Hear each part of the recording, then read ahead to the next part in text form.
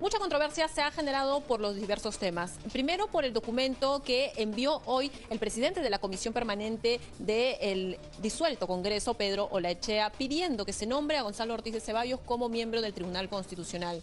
Otra de las controversias que hay es la renuncia de la vicepresidenta Mercedes Arauz. Otra de la controversia que hay es finalmente si el TC puede pronunciarse respecto a si el Congreso está disuelto o no, si fue una negativa de confianza o no. Para absolver todas estas dudas vamos a conversar con uno de los integrantes del Tribunal Constitucional, Eloy Espinosa Saldaña. Muy buenas tardes, bienvenido a Canal N. Mi primera consulta es lo último que ha sucedido justamente. ¿Puede Pedro Olaechea pedirle al Tribunal Constitucional que nombren a Gonzalo Ortiz de Ceballos como uno de los integrantes de justamente esta institución? Muy buenas tardes, bienvenido a Canal N. Gracias, Katia. En realidad, la respuesta concreta es no.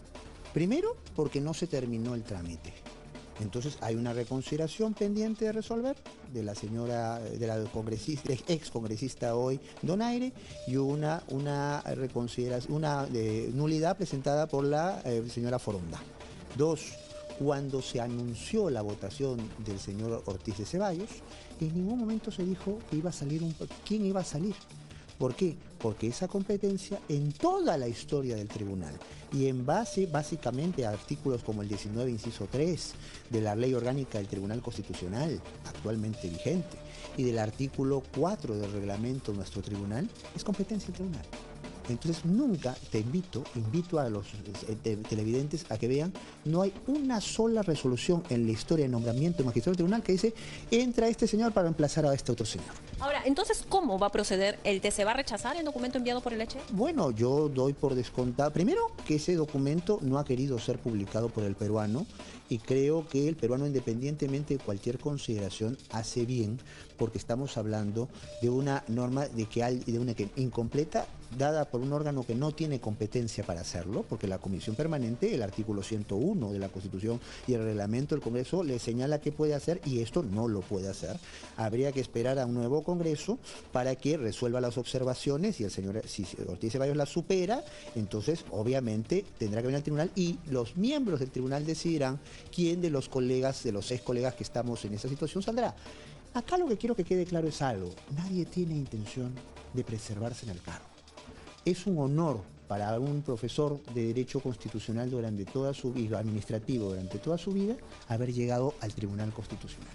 Pero lo que tenemos, Katia, es que respetar los parámetros de la misma Constitución para hacer las cosas. ¿Y de los procesos? Por supuesto, es que si la Constitución, las leyes vigentes establecen procesos, están para cumplirse. Y las competencias, si yo ya no puedo hacer algo, no lo puedo hacer. Entonces, esta elección no quedó concretada porque hubo un pedido de reconsideración. Ahora, un Congreso disuelto y posteriormente... Además, uno en el consenso, una nulidad, un Congreso disuelto con una comisión permanente que no tiene competencias para esto y que además, sin aprobación del Pleno, porque eso no se aprobó ni discutió en el Pleno, se mete, entonces, sin haber discutido, una referencia a determinar quién se va, que es una cuestión que la ha decidido toda la historia del Tribunal Constitucional e invito a que se vea las resoluciones de nombramiento de todos los magistrados en la historia del Tribunal. Nunca se ha dicho, usted entra porque es tal sale, porque siempre se entiende el tribunal. Eso es lo que preocupa y es una situación que independientemente de las personas hay que proteger las instituciones y los derechos y no debiera repetirse. Ahora, doctora Espinosa Saldaña, permítame cambiarle de tema y es la situación actual que vive el país. La recomendación de la OEA es que el Tribunal Constitucional dilucide, digamos, qué es lo que ha sucedido, si la negativa de confianza era constitucional o no, tal como la tomó el presidente para disolver el Congreso. ¿Qué considera usted que sucedió aquí? ¿De quién depende presentar esta demanda competencia? Es que ahí hay que aclararlo y tú bien lo has dicho al final de tu pregunta. El tribunal peruano no tiene competencias para conocer, como diríamos los abogados, de oficio. O sea, el tribunal no puede decir, quiero meterme a esto porque parece un tema delicado. No, tiene que alguien planteárselo. El tribunal no conoce tampoco consultas, entonces no es que, oiga... ¿Es un órgano consultivo? No lo es. Entonces tiene que venir un proceso, plantearse un proceso, y el proceso que parece ser el más idóneo para esto es el llamado proceso competencial.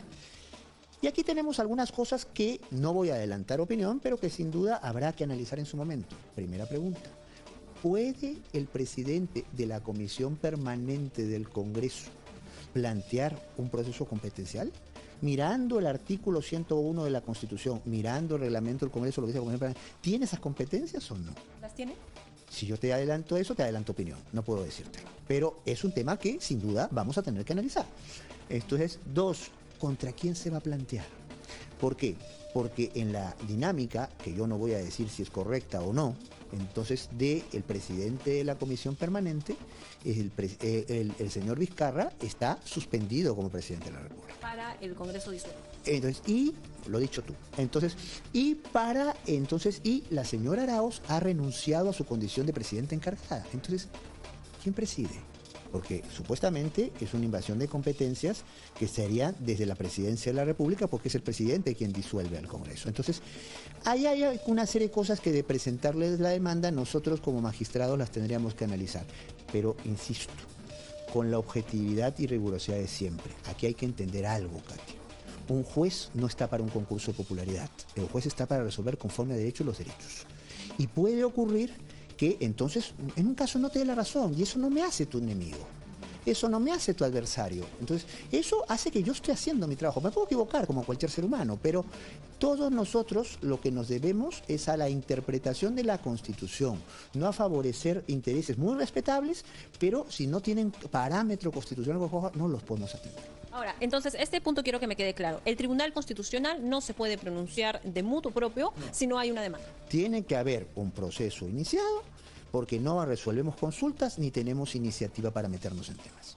¿Y de quién depende esta presentación de demanda? Es algo que todavía está un poco en la nebulosa. Habrá que hacer algunas precisiones si la demanda se presenta en su momento.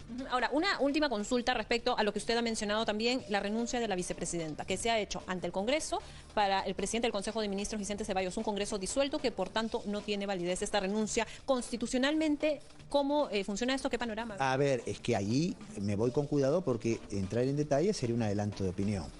Vamos viendo qué dice cada cual para que queden claros los escenarios. Según la posición del gobierno, el Congreso está disuelto.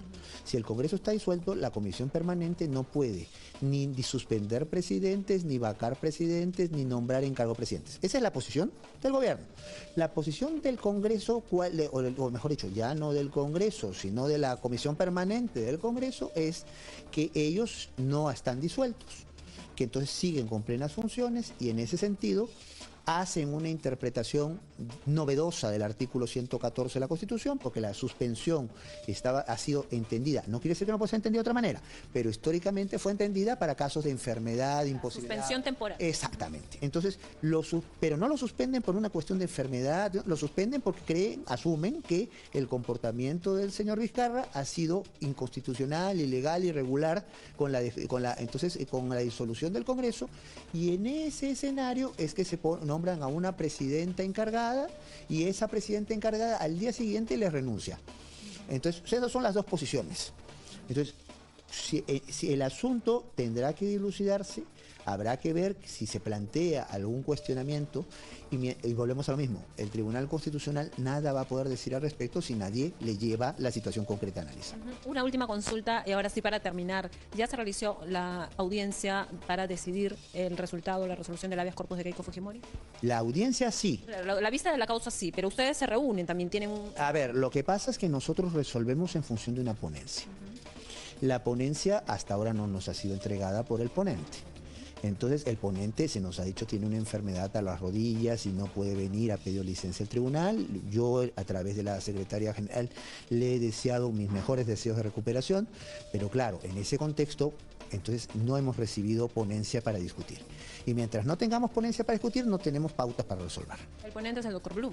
Ernesto es el ponente y desde aquí le deseo aprovecho la oportunidad para desearle una pronta recuperación de los males que nos han comentado está padeciendo. Entonces, mientras no le envíen este documento, ustedes no van a poder evaluar y no van a poder resolver todavía. Es que de eso se trata. Entonces, si llega la ponencia, ¿estamos de acuerdo? Bueno, resolvemos. Si llega la ponencia y algunos están de acuerdo y otros no, harán sus votos singulares. Si llega la ponencia y la mayoría no está de acuerdo, se nombra un nuevo ponente para poder resolver.